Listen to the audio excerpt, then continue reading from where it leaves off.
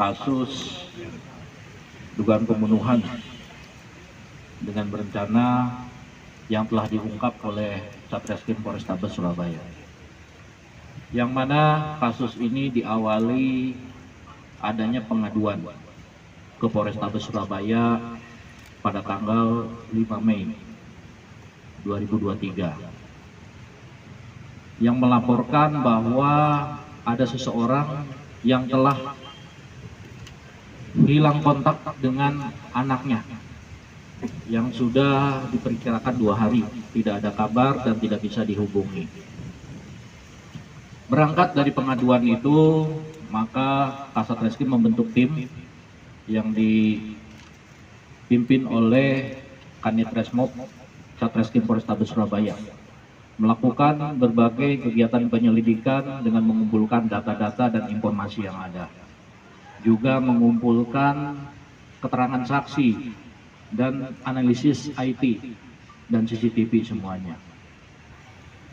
Sehingga dilakukan penyelidikan, maka pada tanggal 7 Juni telah diamankan seorang laki-laki berumur 41 tahun dengan inisial RBA. Ini asal dari Surabaya yang beralamatkan di Gunung Anyar Kidul, Kota Surabaya.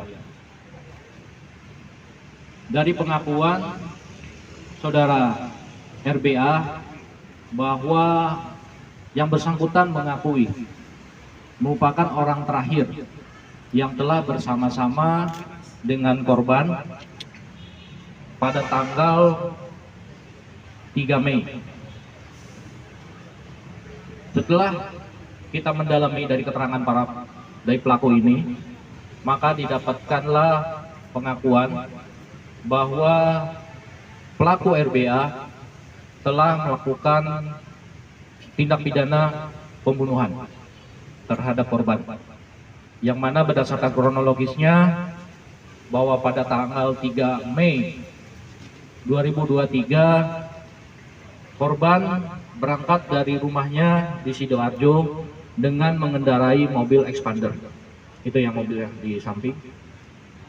Pada sekira pukul 6.30 berangkat dari rumah dan langsung menjemput pelaku di tempat dekat kediamannya, ada di sekitar kafe di Surabaya.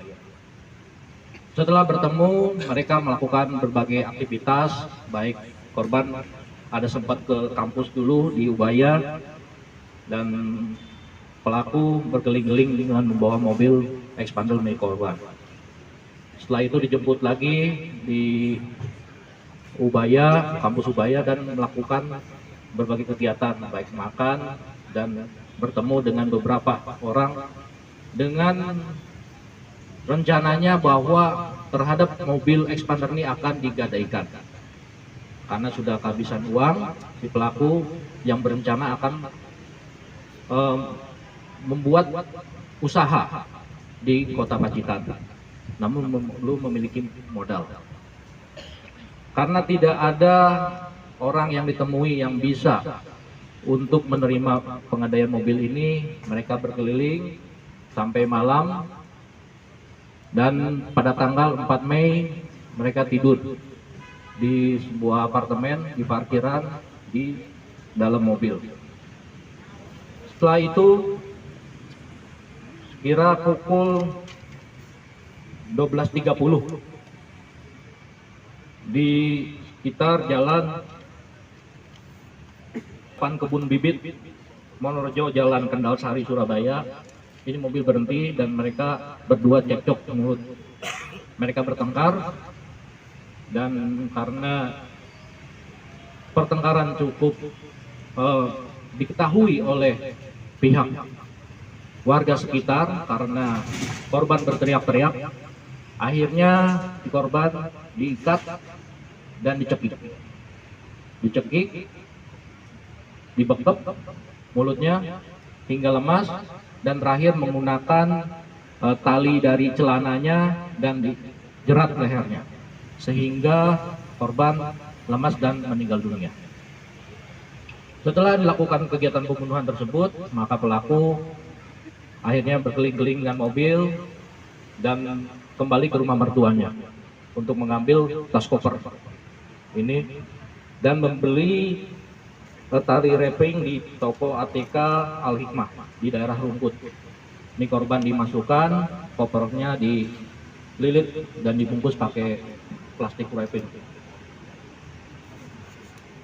sebanyak 4 lapis.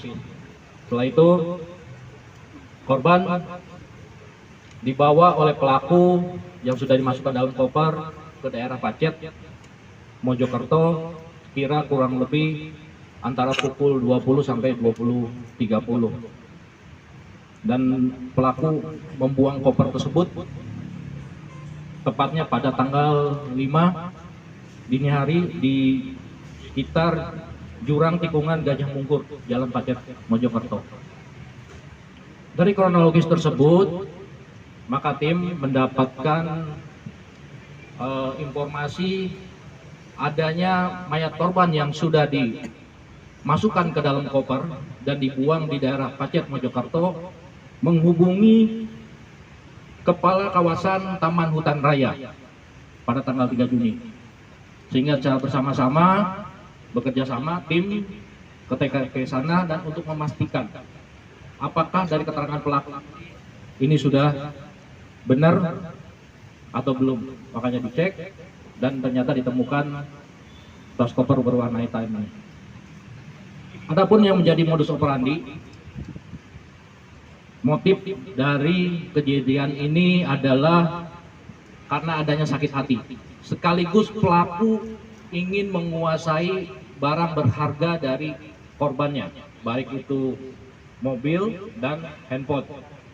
Yang notabene mobil ini sudah dipindah tangankan terhadap seseorang dan handphone pun juga sudah dijual kepada seseorang. Dan kita akan menjerat terhadap pelaku sesuai dengan pasal 338 dan 340 KUHP dengan ancaman maksimal bisa seumur hidup.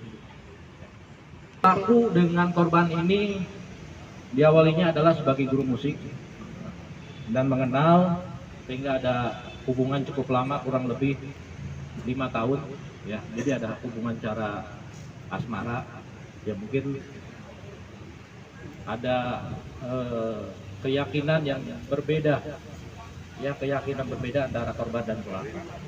Oke, yang lain. Dan sakit kataan dari korban yang membuat pelaku saat itu. Kata-kata yang bagaimana? Ya seperti menghina gitu ya, kurang lebih. Selama sebulan itu tinggal di mana? Pelaku. Selama sebulan. Bukan apa? Kan 5 Mei sampai.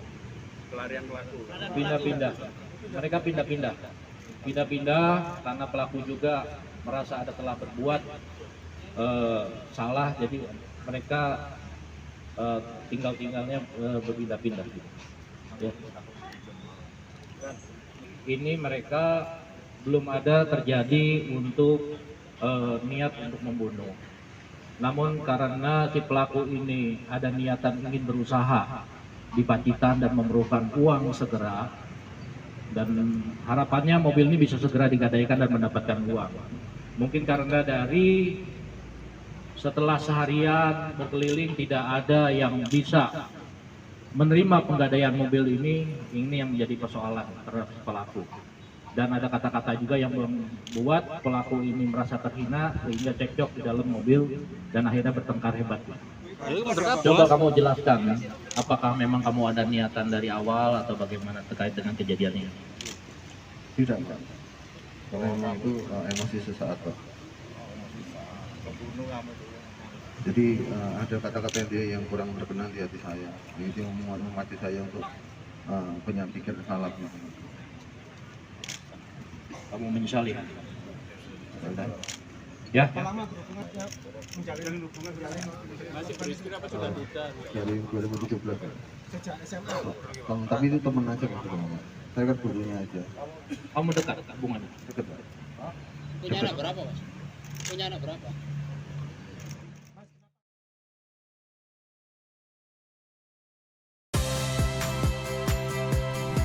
Saya Audrey Chandra, saksikan program-program Kompas TV melalui siaran digital, Pay TV, dan media streaming lainnya.